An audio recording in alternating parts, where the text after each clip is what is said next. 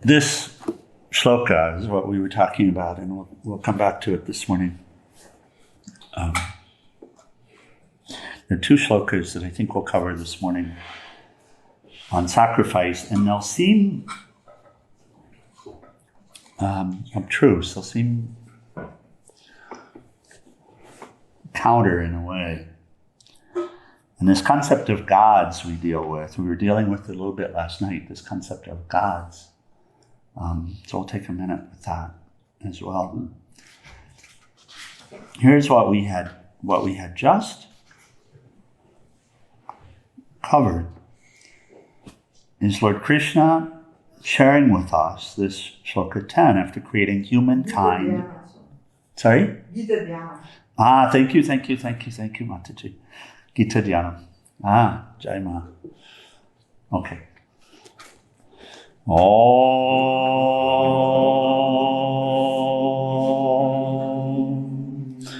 O Bhagavad Gita, by which Arjuna was illumined by Lord Krishna himself, and which was composed of 18 chapters within the Mahabharata by the ancient sage Vyasa. O Divine Mother, destroyer of rebirth, who showers the nectar of oneness on us, O Bhagavad Gita, my affectionate mother, on thee I meditate. All the Upanishads are the cows, the milker is the cowherd boy Krishna, Arjuna is the calf, people of purified intellect are the drinkers, and the milk is supreme nectar of the Gita. My salutations to the Lord, who is the source of supreme bliss, whose grace makes the mute eloquent and the crippled cross mountains. Hari Om Tat Sat. Thank you, Mataji. So we had just covered in this yoga of selfless action, karma yoga, the third chapter. We just covered Lord Krishna's sharing, and this is all related to the question that Arjuna had asked about action versus knowledge. And what Lord Krishna had extolled was knowledge. That's the entirety of chapter 2. One is to know oneself, that this is essential. And of course he paints a picture for oneself, capital S self, which is so completely different than what we imagine when we're imagining ourselves to be this. And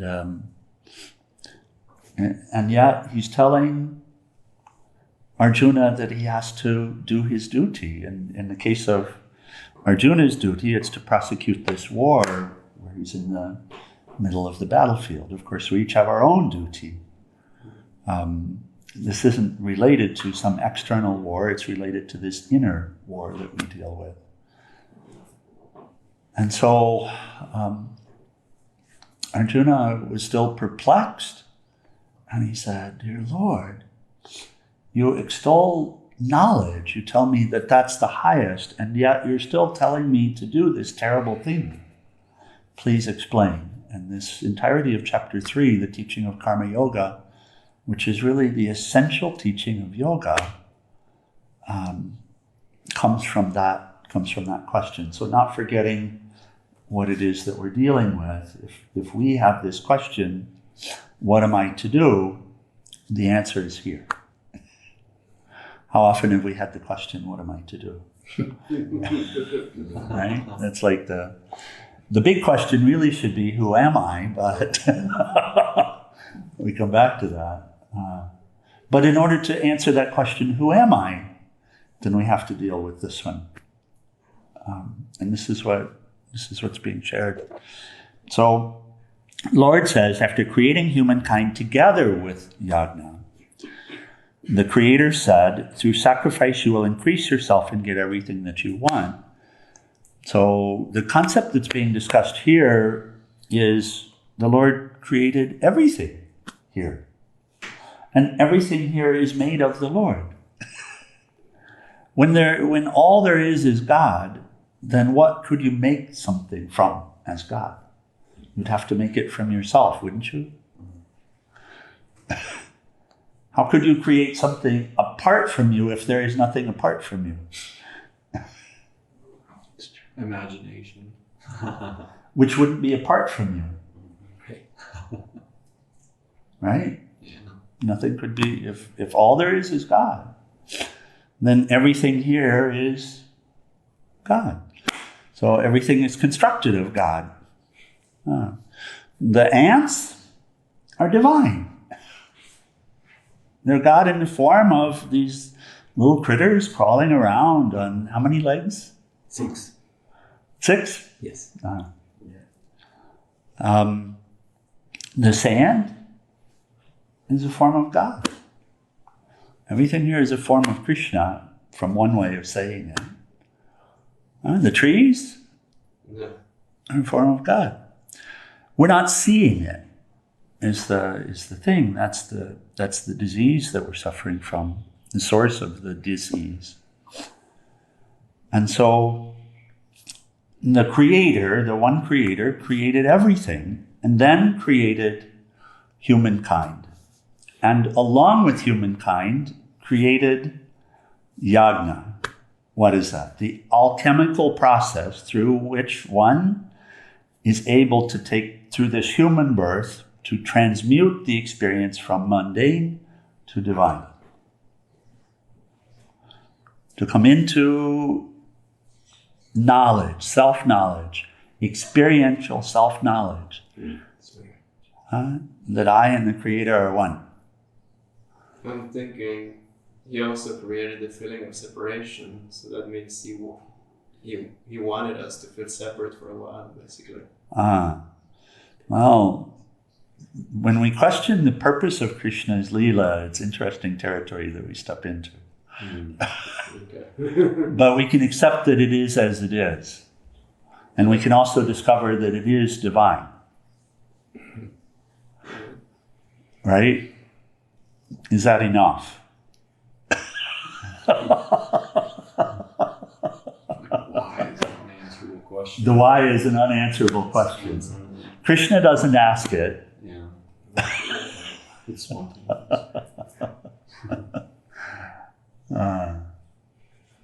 And all of these unanswerable questions remain as veils. So, in other words, if I need to know why, and I won't surrender to you until you tell me why, and you keep telling me why, but you tell me in a language that I can't understand, silence, at what point do I... So, but it is this way. It is this way. It is this way. There is only that.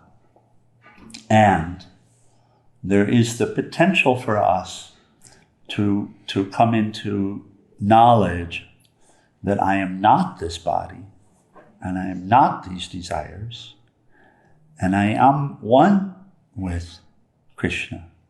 However we feel, however we say, I am a part of Krishna, or I am one with Krishna, either way is the same. Either way is the same.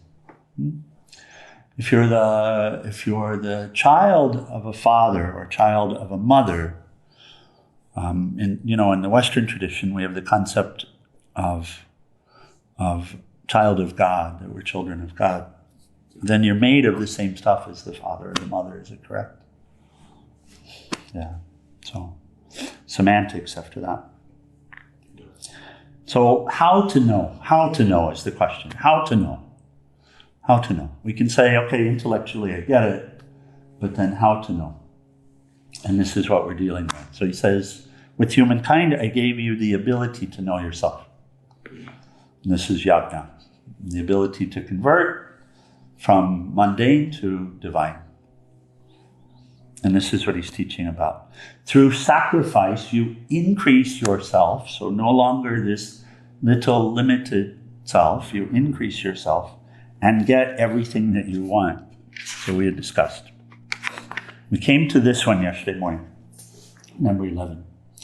Through sacrifice, you cherish the gods, the devas, and they cherish you. Thus, loving one another, you reap the very highest. And we were having this discussion about the gods, and I think we'll just pick up Swamiji's commentary here, Swami Venkatesanandaji's commentary. It's a very foreign concept. It's even in India, to an extent, it's misunderstood, although what's being shared is far less misunderstood there. But, in the West, when we have the concept of gods, we see these competing or warring gods or something like that. Like, there's the Greek picture of the gods fighting amongst themselves or something like this. But in truth, there's only one God. There's only one God. And Vedanta, and for that matter, the devotional systems, the devotional paths, are monotheistic paths. So there's one God, there's one highest truth. In the Vedas, it is said that the names are many, but God is one. And the paths are many, but truth is one. So one truth, one overarching truth. Whatever name is used for it, if it's Krishna, Ma, whatever name is used for it, one overarching truth. And that highest truth is what we call God, and it's all-inclusive. If there's one God and God is all there is, then everything is an aspect of that one God. Whatever name you use is a name. And the name itself has great power. But when we talk about gods, it's not talking about multiple names. It's actually talking about the command structure.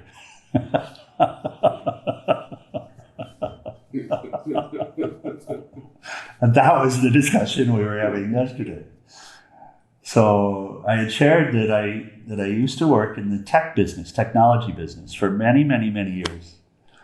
And I had risen up. I had made myself larger in the tech business, but I could never get large enough to be happy. So finally, like a balloon, I popped the bubble one day and became infinitesimally small. So we dealt with a lot of factories, chip factories, and some of them were very, very large. And as we look at how things get done in factories, what we see is there's always one boss, one CEO, one head, and then many, many workers. So some of these factories will have hundreds of thousands of employees. And how in the world could one person manage all of the activities? And then the activities are so various. We look at computer chips, and that's what I was dealing with. If you're to produce computer chips, you have to design them, and you have to have all of the elements related to design, and then you have to manufacture them, and there are thousands of steps to the process of manufacturing them. And the equipment, there's massive pieces of equipment. These days, the equipment involved in computer making, one piece of equipment can be close to $1 billion to manufacture computer chips. And so you have to have an entire staff to maintain it. You have to have quality control in order to check it. And so you have what? What do you have in a factory working for the one person in order to keep everything in control? Many managers. Many, many managers. Yeah. Those are the gods. Yeah. Those are the gods. So Vayu, the god of wind; Agni, the god of fire. And when we look at this body, which is Krishna, which is Krishna's body, which is not my body. I didn't create it. I have no idea how it works. I don't even know how to maintain it properly. I just take a shot at it. But even then, it's actually Krishna doing it. I find it's far better if I just turn it all over. It works much more flawlessly. Yes. And that's actually what's being discussed here. So these gods are the gods of the different factors. Swami Premananda used to speak of this body as being a cooperative society. Yes. If we can catch something about that. So the liver, the blood, the heart, the lungs, the air, the pranas, the speech, the thoughts, all of these are processes and functions which are universal, which are not individual. Right? The liver is in everyone and everything.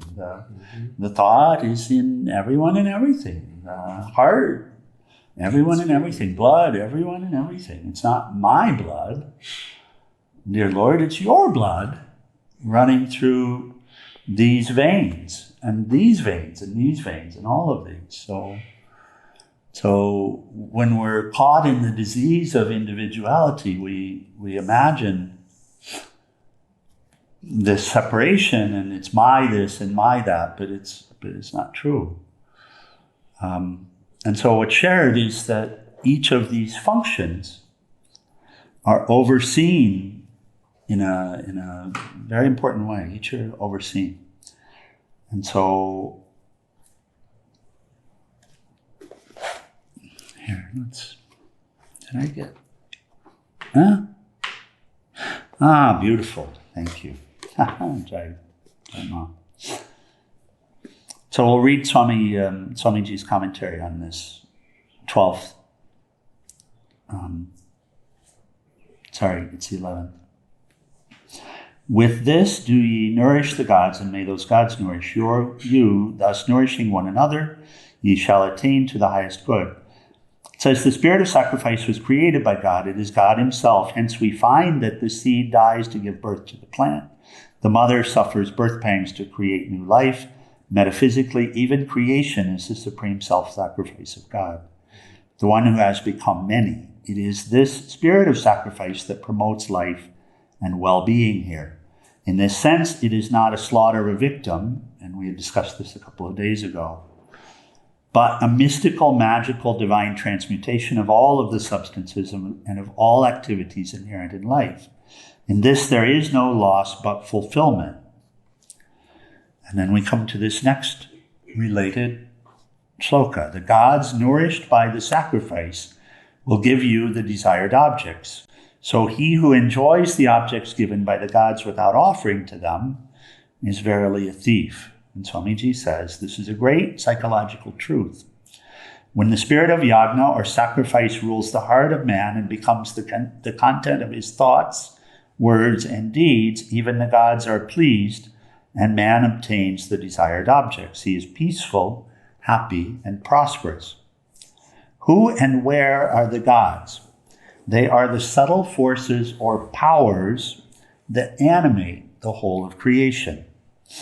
They have their seats in the various organs of the body, too. Thoughts and emotions have a tremendous effect on these. So we can imagine this liver function, the heart function, the flow of the blood, the digestive function, the muscular functions, all of these are divine. The flow of prana through the body, divine. There's said to be 5 pranas, depending upon how the prana is flowing and what function is it powering or empowering within the body. So each of these properties are universal properties. Each of these properties are aspects of the divine. These quote-unquote gods are the controllers, organizers, enablers, overseers of these functions.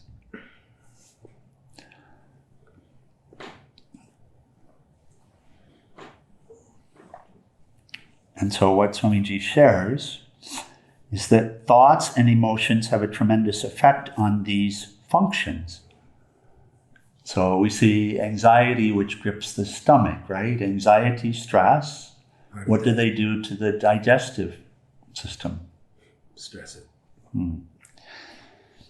Fear chokes the throat. Anger alters the color of the skin and the eyes. He says, thoughts are things. Good thoughts can favorably influence the gods presiding over the organs of our body.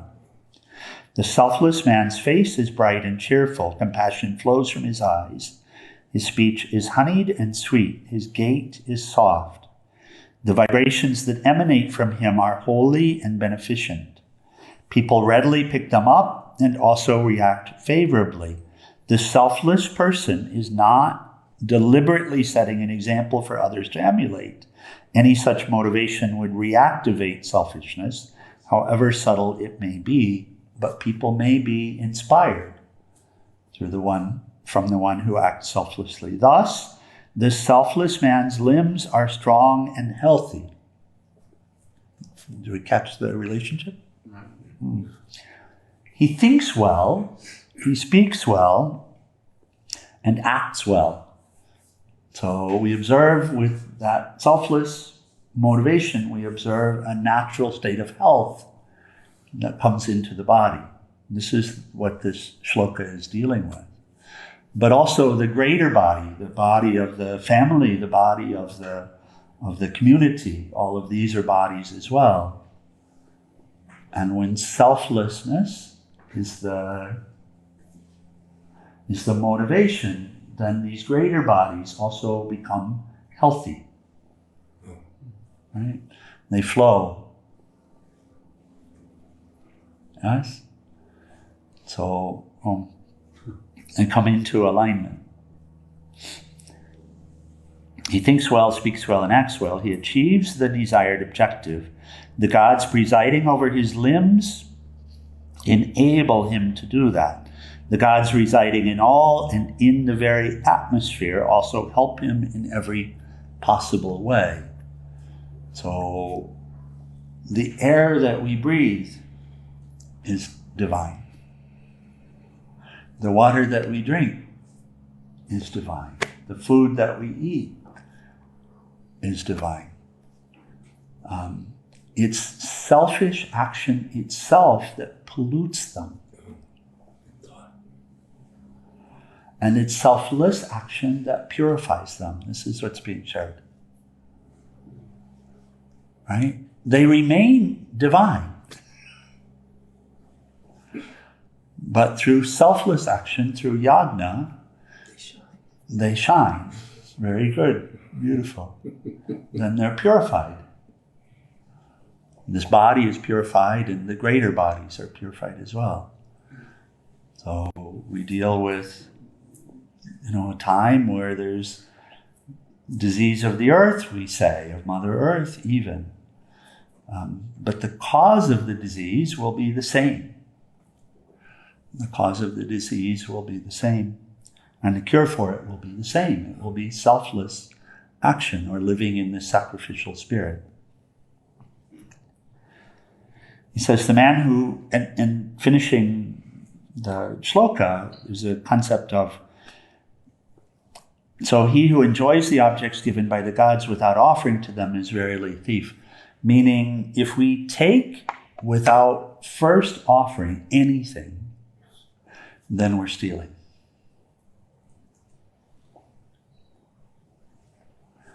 If we take anything without offering first, then we're stealing.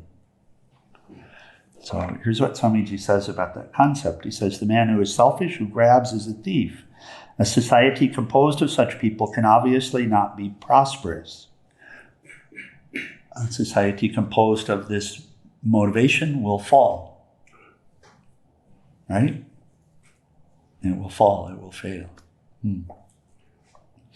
Selfishness is the most deadly virus, which is highly contagious. Now, when was this written? Selfishness is the most deadly virus, which is highly contagious. In no time, one person's selfishness expands to epidemic proportions. It destroys one's vision and perverts one's intelligence. If you observe yourself in the world you live in, you can see for yourself the havoc that it can cause. Yes? Yes.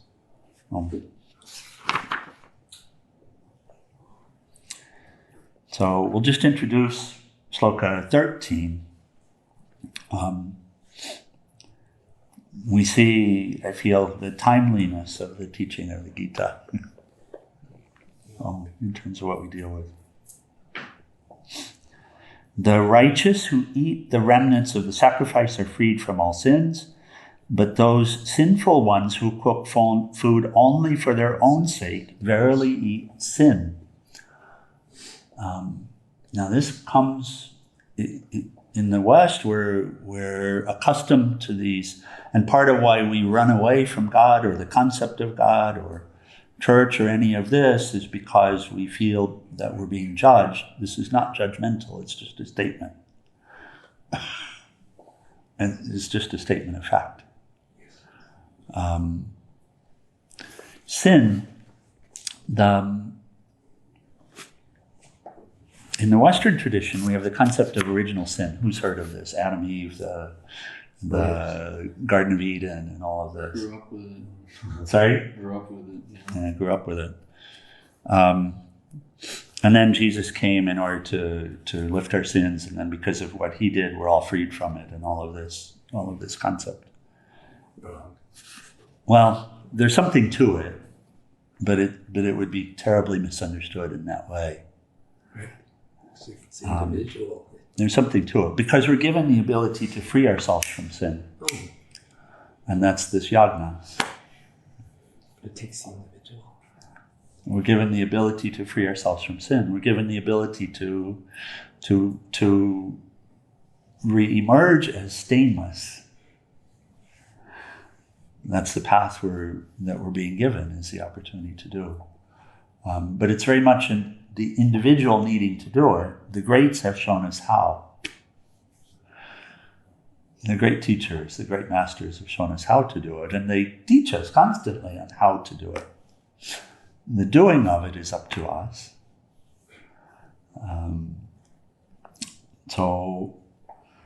But the concept of original sin is simply forgetting oneself. It's not something other than that. We were discussing yesterday that I'd worked with a lot of programmers in the computer field, and so everything around us these days are computers, but actually this body and this mind are also computers. In the same way, there's a programmer of them. If we look at this is code. Mm-hmm. It's data. Somebody mentioned yesterday, I think it was Krishnadas, who talked of the Matrix and how, if anyone saw the Matrix, when Neo lifted the veil back, he saw the code, all the data, and the light. And it is, but it's divine code and divinely encoded.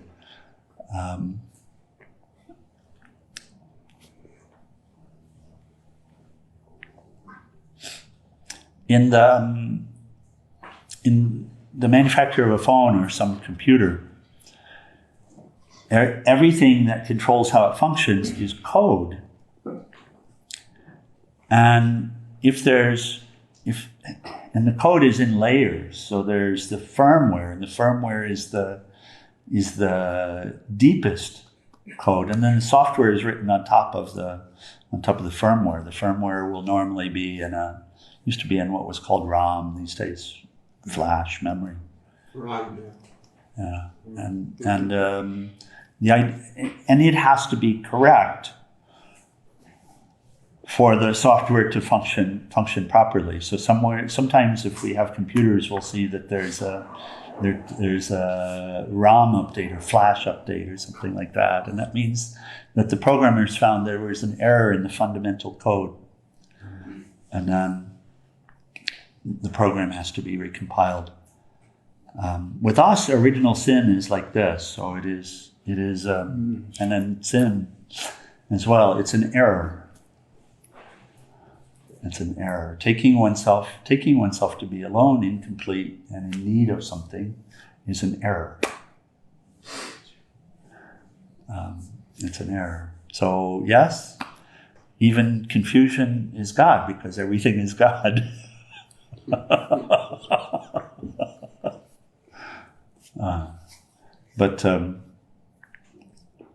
So in programming, if we are writing something, the more essential code, and then everything else is built on top of it. If there's an error in the essential code in the center of the system, then everything built on top of it will be an error. Everything built on top of it will be an error. So, and we were having this discussion some yesterday. This person is built, as it were, on the idea of being alone and complete and being this body, which is an error. So, and then all of the desires that are arising, all of the actions that we engage in, all of the thoughts that we think, the way that we relate to the world is all rooted in that fundamental error. Right? So this little I emerges and becomes all powerful and all important, but there is no little I. It doesn't actually exist. Everything is divine. Everything is Krishna. Everything is the one Lord. So that's all that's here. That is what's here. The fullness of it. But having taken this error to be the truth, then we become selfish. Little s, with the idea, the feeling that I'm alone, I'm apart, so I need this or I need that, and it would be a natural occurrence for it to happen. But what happens now is we find ourselves to be suffering. And somehow, some way, through grace, we've had a glimmer of light in our lives and the ability to begin to look at our experiences in a different way and to see that there is something higher. And maybe I'm not who I took myself to be. And maybe I don't have to defend myself in the way that I've been defending myself in all of this. So, and here, this concept of original sin in the Bible, the way it says is that, and this is very controversial, but I'm going to say it anyway. Adam ate from the tree of the knowledge of good and evil. The knowledge of good and evil is relative knowledge, limited knowledge. Limited knowledge. Limited knowledge. In truth, if there is only one, and that one is divine, then all is divine. So good and evil is a relative statement. It's a relative statement which we can use to judge others with. And this is what society becomes when we eat from the tree of the knowledge of good and evil. And this is what we become as an individual. We come to the place where we get ruled by fear and anger and hatred and judgment and all of this. And that's said to be the original sin for that reason. And everything that's built on that, everything that's done for selfish motive is a sin. It's not, when it's said like this, it's not judgmental. It's not to be used as a weapon against someone. You don't know who you are and therefore you're sinning. Not to be used that way at all. It's to be used in evaluating our own lives, our own choices, our own decisions, and saying, sin on top of sin. So when I do for myself, I'm just building a castle that is doomed to crash, to fall. Right? One brick in the wall, like Pink Floyd. One brick in the wall. I put one brick in. But the foundation of the castle is unstable. It's bupkis. It's a false notion, a false idea. And so every brick I put in, I'm just building a house of cards, right? I'm building something that will crash. And we call that crash death. All I'm doing is I'm contributing to my death. And then I get to that point, I die, and through grace, I'm given another opportunity. Right? Over and over and over again, countless times. And here the Lord is saying, when you're tired of this, then listen to me and I'll tell you how it's supposed to work here. And she will say, everything around you serves me flawlessly, except perhaps for the human being. The sun shines exactly the way it's supposed to shine. It shines when it's supposed to shine. Everybody does their job flawlessly. Everybody's living Dharma. And I gave you choice. I gave you the option, which means you can choose whatever you wish to do. But of course, there's also the rule of cause and effect, the law of cause and effect. So whatever you choose to do has fruit. Yes?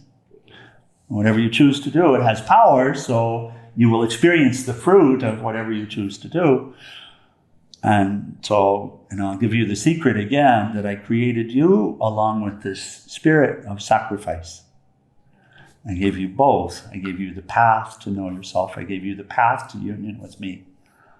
And so now that you're listening, and that's what had happened with Arjuna. Arjuna came to the place where he was listening. The Lord says, now that you're listening, let me explain to you. It's through selfless action that you will be saved. And it's through selfless action that you will be saved. You will expand yourself. You will please the gods, all of the rulers, all of the shopkeepers of all of these shops. You'll please them. They'll love you. They'll function nicely for you. This community will function very well together.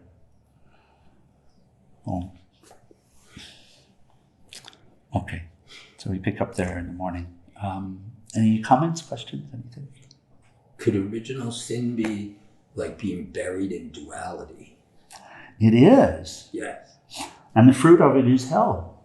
Oh. But again, that's completely misunderstood. It's imagined to be some physical place where we might go forever or something like that. But it's in the moment, isn't it? It's just self-induced. It's in the moment. It's self-induced. Yeah.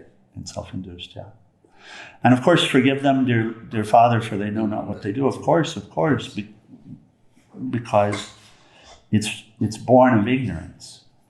It's born with us. And it's just born of ignorance. Yes. Not and the one cure, knowledge, which is what Krishna is saying. But the way to knowledge is selfless action. And here he explains why beautifully, right? I mean, it's really profound. It's so countercultural. It is. It really is. I did not. In a way, it is. This. But then we say that. But then the funny thing is, when we come out of ourselves, then we see the tendency that we have towards selfless action. Yeah. When we get out of our head, when something happens, that's why when something big happens, right, some earthquake or something like that, we see everyone all of a sudden acting selflessly because it was unexpected, unthought of. They're focused. Yeah. And so the signs are around. And then we had the case, I think, day before yesterday, right, with your car and the young man who swam, held his breath and swam underneath the car in order to attach it, to pull it out. Yeah, that had no... and of course he did benefit, but he wasn't planning to. It's true. Right? He experienced the glow, the bliss of the self in engaging selflessly. Present. Yeah. Okay, anything else? Mataji? I think Swami Satchidananda explains it like the apple in the Garden of Eden represents, it's literally a fruit. Yes. So the man biting in the apple, enjoying the fruits of his actions. Yes. And being bounded like this. Yes, exactly. And enjoying the fruits of the action brings into it then that attachment to the fruit. Selfishness. And therefore self-centered action in order to have that fruit over and over again. which is, of course, the tendency of the mind until the mind has been trained properly. Oh. Okay, we close with final prayers in RT, page 174.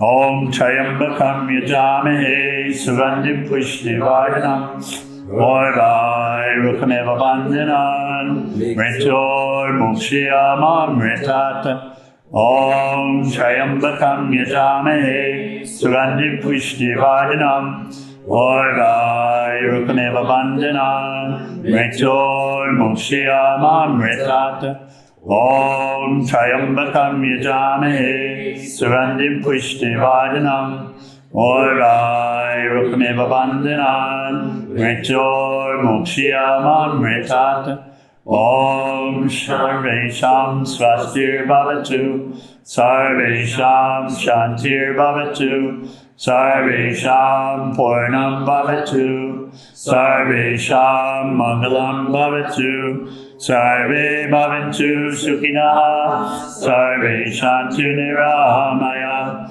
Sarve Bhadrani Pashyanto Makashi Dukhabhat Bhave Asato Ma Satgamaya Tamaso Ma Jyotir Gamaya Mritor Ma Mritam Gamaya Om Purnamada Purnamidam Purnamudachyate Purnasya Purnamadaya Purnameva Vasishyate Om Shanti Shanti Shanti.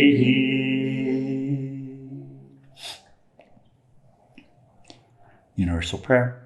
O adorable Lord of mercy and love, salutations and prostrations unto thee. Thou art omnipresent, omnipotent, and omniscient. Thou art Satchidananda. Thou art existence, knowledge, and bliss absolute. Thou art the indweller of all beings. Grant us an understanding heart, equal vision, balanced mind, faith, devotion, and wisdom. Grant us inner spiritual strength to resist temptation and to control the mind. Free us from egoism, lust, anger, greed, hatred, and jealousy. Fill our hearts with divine virtues. Let us behold thee in all these names and forms. Let us serve thee in all these names and forms. Let us ever remember thee. Let us ever sing thy glories. Let thy name be ever on our lips. Let us abide in thee forever and ever. Humble Sadguru Shivananda Maharaj Ki Jai. Salutations to all of the masters, the saints, and sages of every tradition. Jai. That's right, it's for RT, page 210.